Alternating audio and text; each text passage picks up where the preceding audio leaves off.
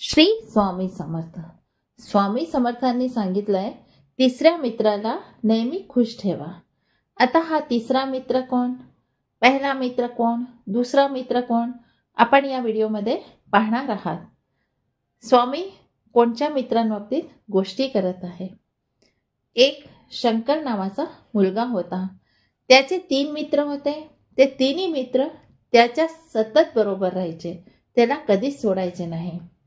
त्याला नेहमी तिन्ही मित्राची आवश्यकता राहायची. असं करत त्याचं जीवन निघालं. जेव्हा शंकरच्या जीवनाची शेवटली वेळ आली तर पहिल्या मित्राने सांगितलं, मी तुझ्या वेळेला टाळू शकत नाही. मी तुझ्या प्रत्येक परिस्थितीत तुझा साथ दिला. मी तुला हा विश्वास देऊ शकतो की तुझ्या गेल्यानंतर तुझा अंतिम संस्कार मी व्यवस्थित करेन. याशिवाय मी तुझं काहीच करू शकत नाही.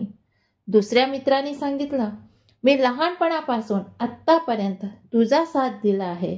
माझ्याजवळ असल्याने तुला जे हवं होतं ते तू घेऊ शकला, पण मी तुला जीवन देऊ शकत नाही.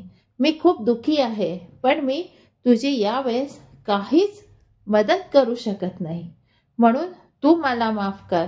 यावेळेस मी तुला काहीच देऊ शकत नाही आणि तुझ्याकडनं काहीच घेऊ शकत नाही. तिसरा मित्र म्हणाला, हे मित्रा, तू आपल्या या स्थितीत चिंता नको करू. मी नेहमी तुझ्याबरोबर होतो आणि आत्ता सुद्धा तुझ्याबरोबर राहीने. आजही मी तुझ्याबरोबर आहे आणि तू गेला तरी मी तुझ्याबरोबर राहीने. मी नेहमी तुझा साथ देईने.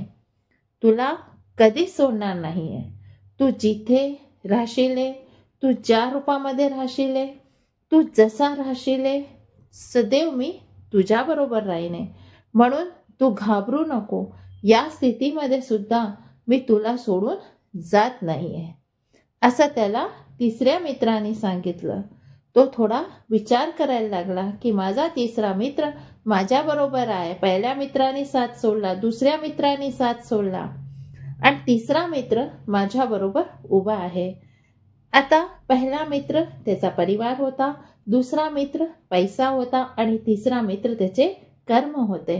म्हणून स्वामींनी काय सांगितलं आहे, तिसरा मित्र म्हणजे आपले कर्म नेहमी चांगले ठेवा, तर तुम्ही जीवनामध्ये सदैव आनंद आणि सुखी राहाले.